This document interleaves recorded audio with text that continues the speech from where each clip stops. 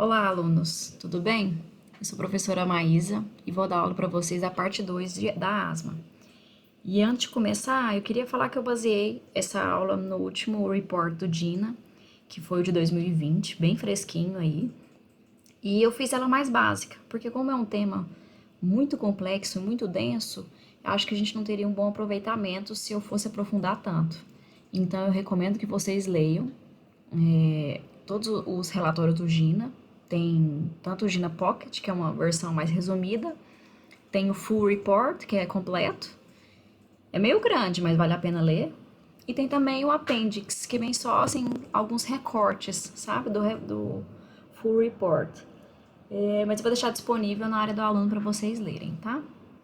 E de qualquer maneira, qualquer dúvida que vocês tiverem, vocês podem estar ou mandando mensagem, ou então entrando lá no portal, no próprio portal mesmo, e deixando suas dúvidas lá, que eu vou procurar responder, tá?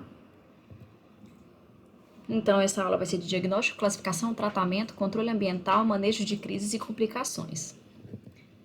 Só para a gente relembrar, a asma é uma doença heterogênea, usualmente caracterizada por inflamação crônica das vias aéreas, e é definida pela história de sintomas respiratórios de chiado, dispneia, opressão torácica, tosse, que varia de acordo com o tempo e intensidade, e está associada a uma limitação variável do fluxo expiratório, como a gente já tinha visto na parte de fisiopatologia, né?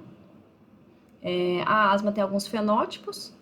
A asma alérgica é a mais comum, tem seu início na infância, tem uma história familiar associada, tanto de asma como de outras doenças atópicas.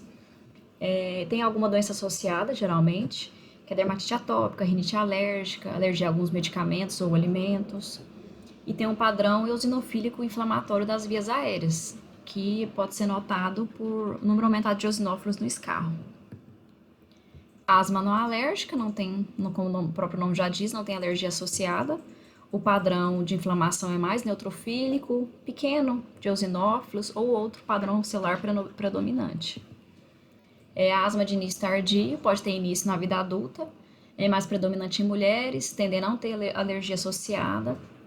E por não ter alergia associada, né, quer dizer que tem um componente alérgico pequeno, então são refratários a corticoides, né?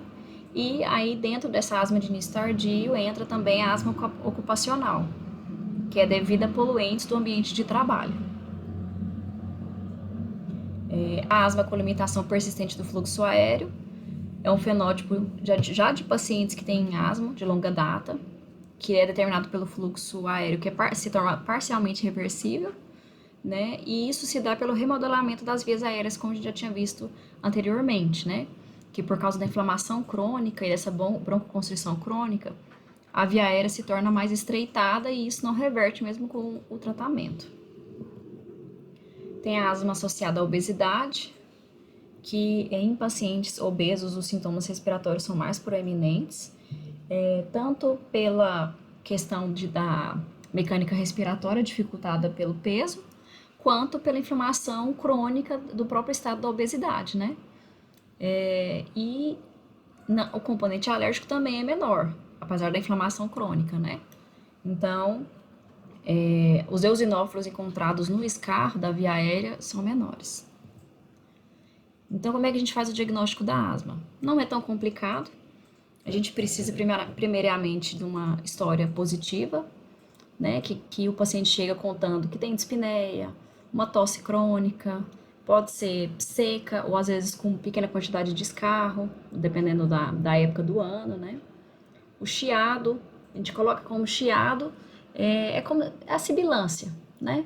Mas o chiado ele é um pouco mais abrangente do que a própria sibilância, que a sibilância a gente percebe ela pela ausculta, né? O chiado pode ser até sem o esteto.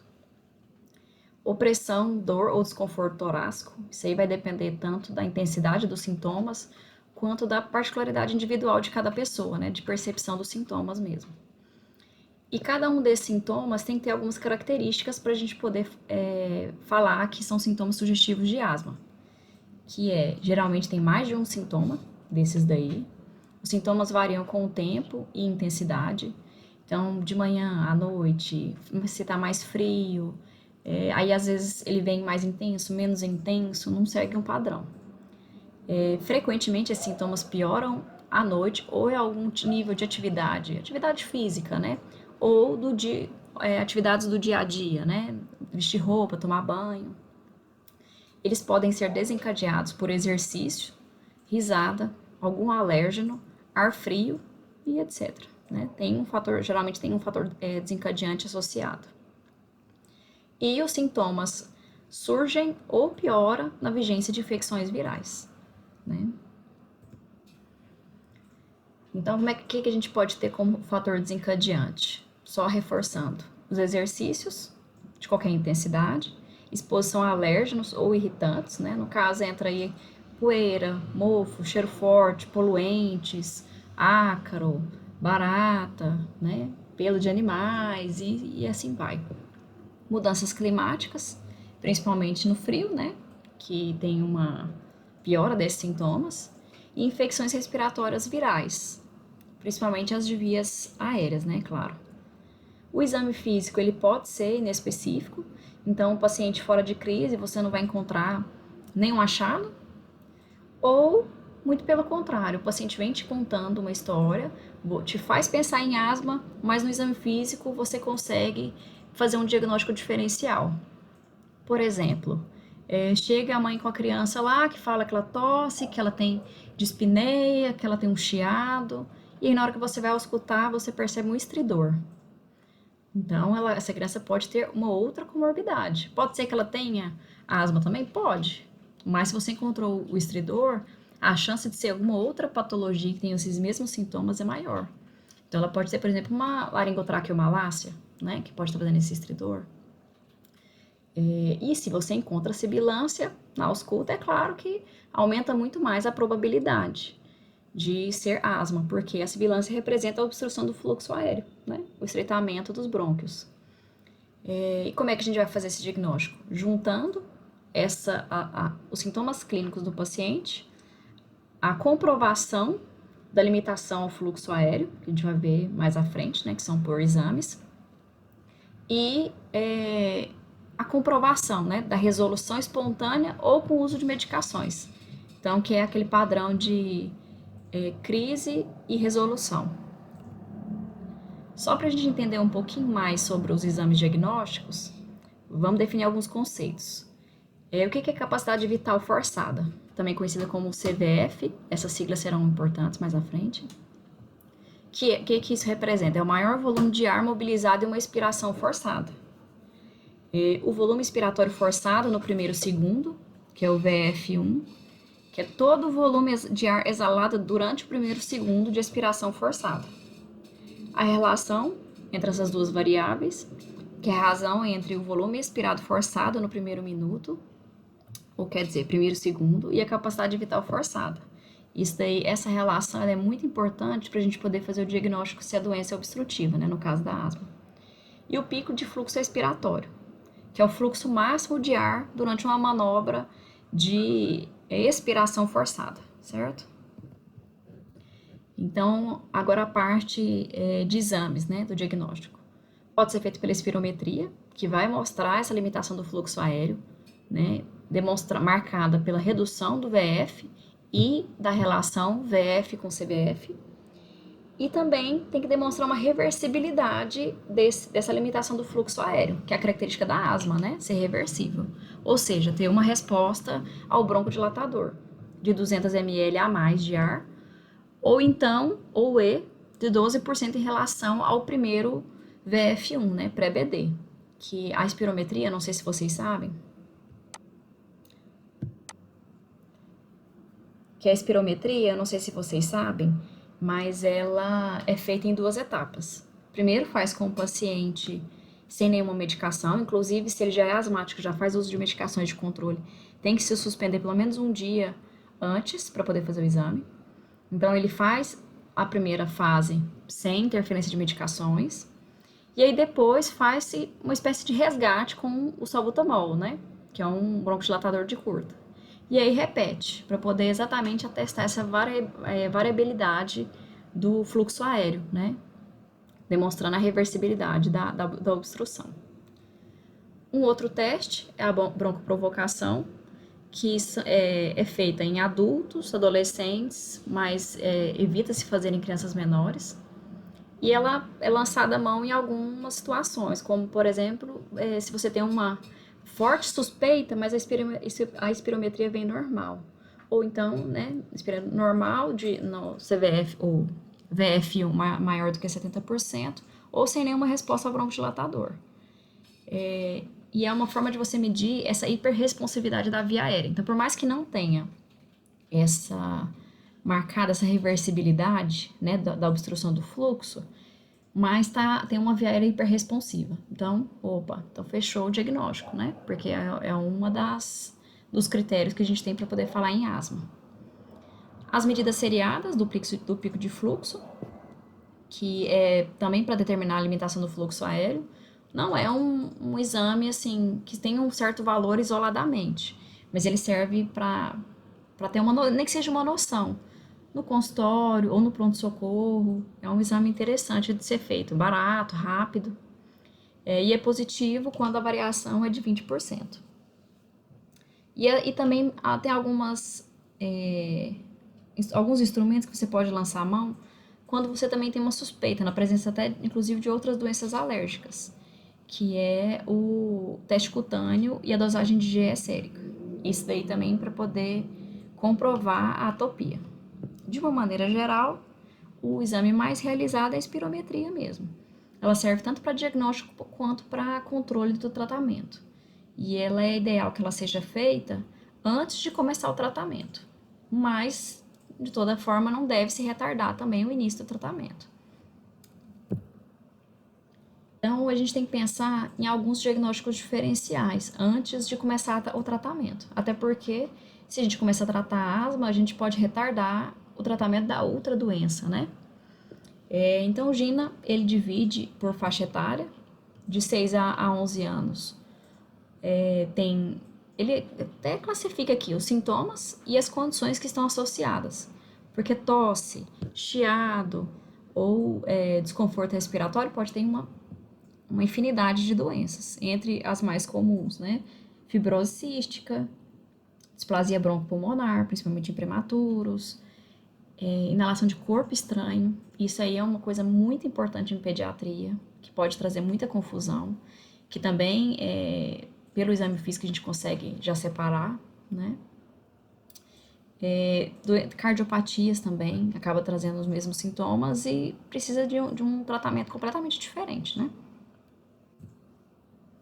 De 12 a 39 anos, também entra fibrose cística, bronquiectasia, doenças congênitas, corpo estranho, mas em menor escala, deficiência de alfa-1 antitrypsina, e entre outros, né? Maiores de 40 anos, aí entra a DPOC, que é um importante um importante diagnóstico diferencial de asma, mas que eu não abordarei, é claro, com muitos detalhes, porque já não faz parte da pediatria, né? E para todas as idades, tuberculose. Então, como é feita a classificação da asma? Ela pode ser feita de acordo com o nível de controle da asma, né? De sintomas ou de tratamento. Risco futuro de eventos adversos, o risco que aquela pessoa tem de ter novas exacerbações ou da mortalidade também. E também do step de tratamento, de acordo com ele. A gente vai chegar lá ainda.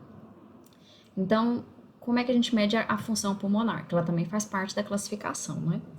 No diagnóstico, com 3 a 6 meses de tratamento e 1 a 2 vezes ao ano. É claro que isso daí não é rígido, né? Isso aí vai depender muito de como o paciente está, se ele está bem tratado, se não, se ele está tendo boa adesão ou não, ou se ele tem recorrentes exacerbações, então vai depender de muita coisa. As comorbidades associadas, que a gente tem que ficar muito atento, porque muitas vezes a asma é descompensada pela comorbidade associada e não por si só. Então, a gente às vezes acaba vendo pessoas aumentando o step de tratamento por causa de uma complicação, de uma piora, né, da comorbidade associada. Então, assim, geralmente o paciente tem a coexistência, né, rinite com asma, ou dermatite atópica e asma. Então, tem que ter um bom controle dessa comorbidade associada para poder ter um bom controle da asma e evitar o uso de medicações desnecessárias, né? Então, o que pode vir associado? Rinite, rinocinusite, refluxo, em menor escala, é claro. A gente pode ter tanto quanto o fator precipitante, quanto o fator de piora também da asma, obesidade, apneia obstrutiva do sono e depressão e ansiedade. É claro que isso daí entra na questão até do tratamento, né?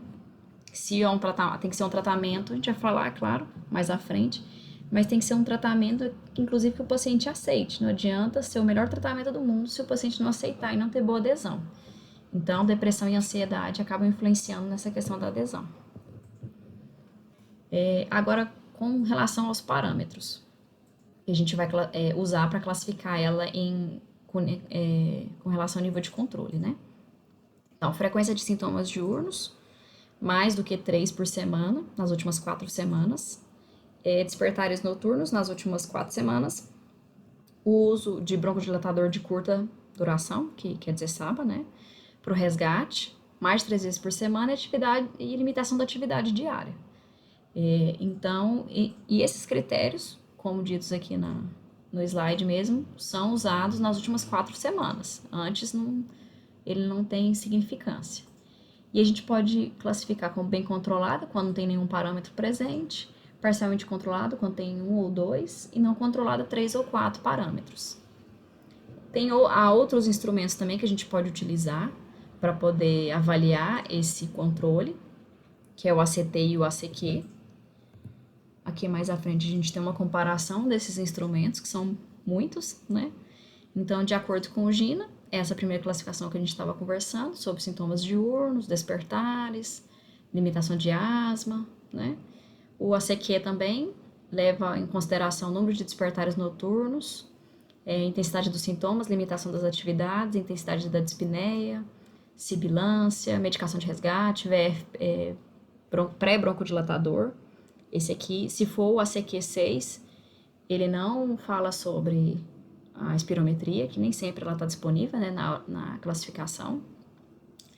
E o ACT, que é a limitação das atividades por asma, dispneia, despertares noturnos por asma, medicações de resgate e autoavaliação do controle de asma. Esse, na minha opinião, é o melhor para poder se classificar a asma. Ele é completo, não é de difícil execução e ele é bem confiável. E só lembrando, todos esses 3 instrumentos, eles servem para avaliar dentro de 4 semanas, tá? Nas últimas 4 semanas. Agora a classificação quanto ao risco de eventos adversos, né? De novas exacerbações ou de morbidade também.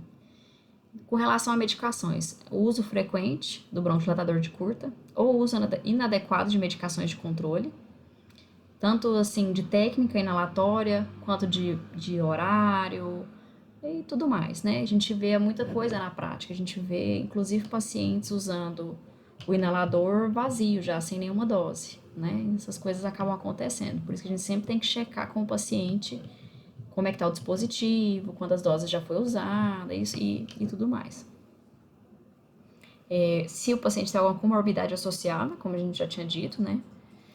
Se ele é exposto a algum irritante, né? Cigarro, poluição ou alérgenos. Como é o contexto dessa pessoa, se tem algum problema psicológico, seja de depressão, ansiedade, ou, é claro, nível cognitivo também é importante, né? Na questão do tratamento. Ou socioeconômico também, porque às vezes é uma família que tem uma condição financeira muito ruim.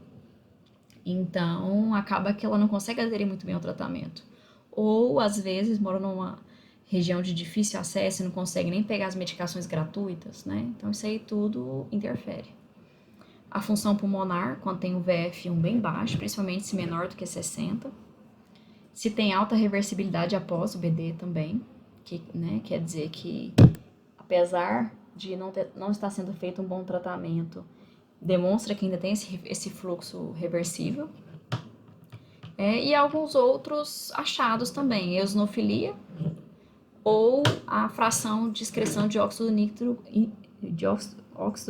elevada, desculpa. que a gente usa pouco, é claro, né? Essa fração de excreção de dióxido nítrico. Mas se você tiver em mãos, também ajuda.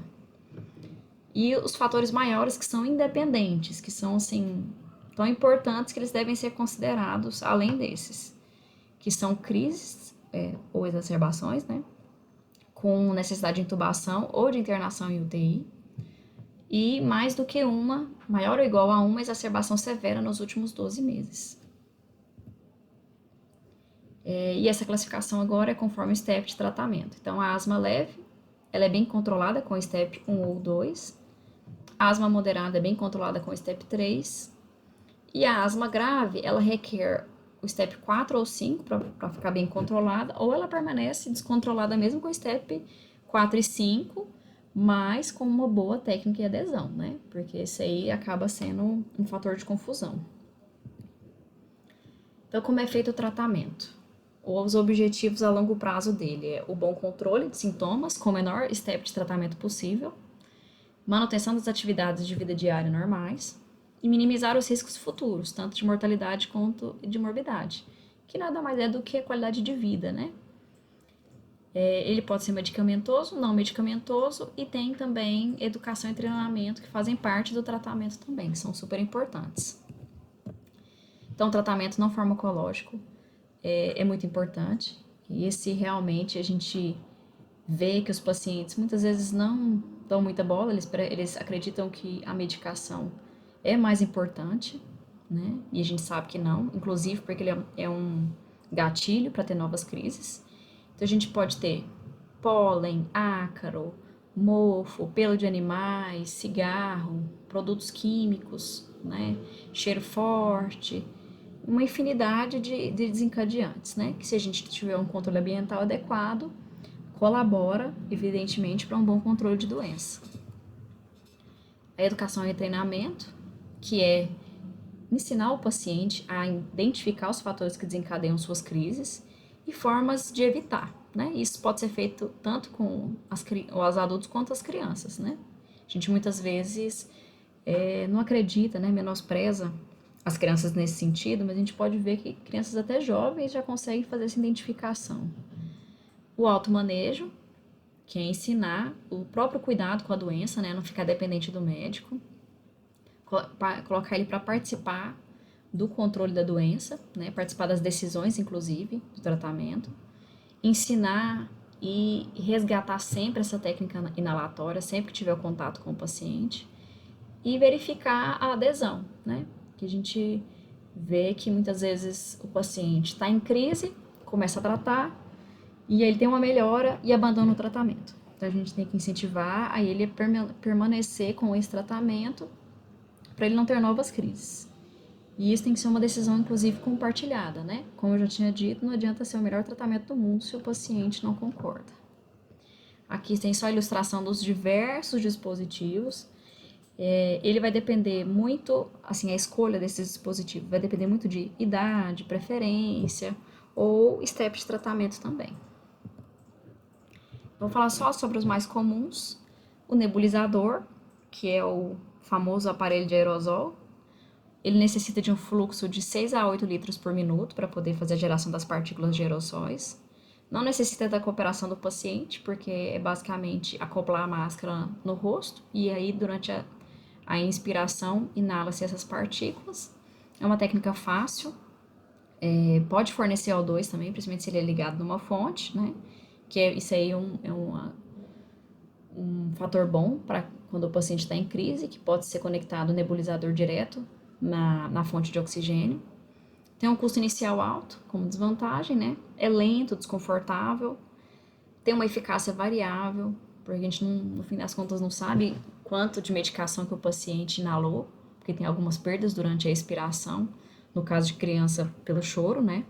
E tem um maior risco de contaminação, porque ele não é estéril e, assim, eu quero dizer em casa, né? No hospital, é claro que é esterilizado após cada uso. Mas em casa pode ter contaminação tanto pelo soro fisiológico, pela medicação, pelo pertuito, né, do conector, do copinho, enfim, né. O aerosol dosimetrado, que é aquele que a gente conhece, né, como bombinha, Fornecem doses precisas, têm um menor custo, inclusive muitos deles podem ser adquiridos na farmácia popular, leva um menor tempo de utilização, então isso é muito favorável na rotina do dia a dia e nas crises, né? São portáteis, mas exige uma coordenação na respiração, ou seja, você aciona o dispositivo e o paciente tem que inspirar nesse momento e conseguir prender a respiração, né, para poder ter essa absorção da medicação no pulmão. Então, dependendo da idade do paciente ou da dificuldade mesmo, né, pessoal, isso é prejudicado. E com lactentes e crianças menores, é preciso do espaçador e a máscara, né, não só o espaçador. E aí, tendo essa máscara, não importa se tem essa coordenação ou não da respiração, então isso facilita um pouco. E aí, por que a gente tem que usar o espaçador no aerosol dosimetrado, né, na bombinha? A gente vê demais sendo usado sem o espaçador, tanto em filmes quanto na vida real também, né? Então, quais são as vantagens? Ele facilita a coordenação entre o disparo e a inalação, então, assim, você pode respirar lá dentro, então não precisa estar coordenado, né? A ativação do dispositivo com a inspiração. O espaçador faz a redução da velocidade das partículas, então são essas partículas mais lentas que vão para o pulmão. Se for muito rápido, acaba na cavidade oral, né? Não resolve.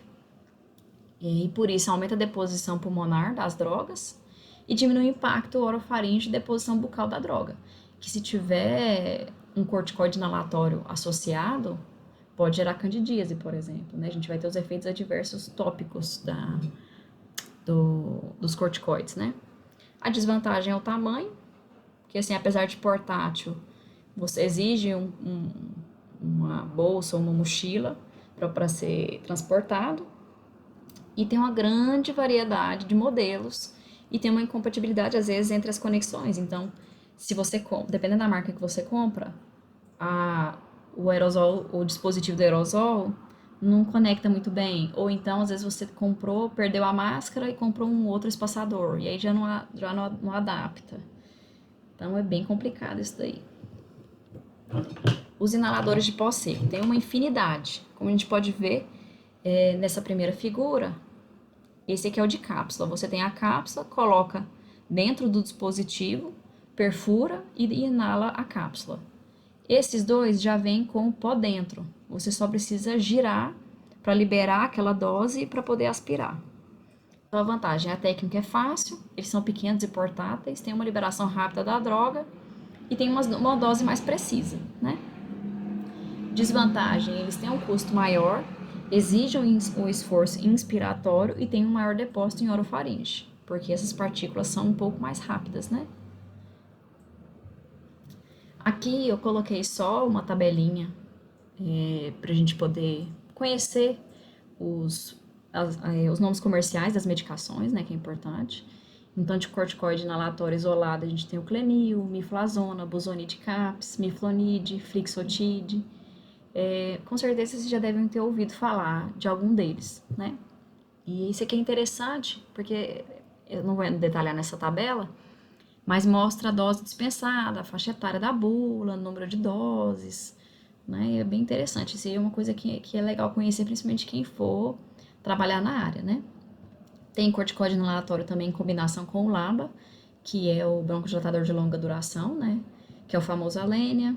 Tem o Forazec, o Symbicort, Turbohaler, o Symbicort Vanair Spray, que são dispositivos diferentes, né? O Seretide de discos também, Seretide de spray, tudo vai depender da combinação, né? De corticoide inalatório com o SABA, que é o broncodilatador de curtação, o Clenil. O corticoide inalatório em combinação com o LABA de ultra longa duração, que por enquanto só temos o Relvar, e o LAMA, que é o Spiriva, que por enquanto só temos ele também. De tratamento medicamentoso que temos? Medicações de controle, que é para usar como tratamento de manutenção, né, a longo prazo. Medicações de alívio, ou resgate, que é usado na crise ou exacerbações, né? E medicações adicionais para asma grave. Essas medicações adicionais, ela funciona como uma tentativa de controlar aquela asma mais grave, sem aumentar tanto assim a medicação de controle.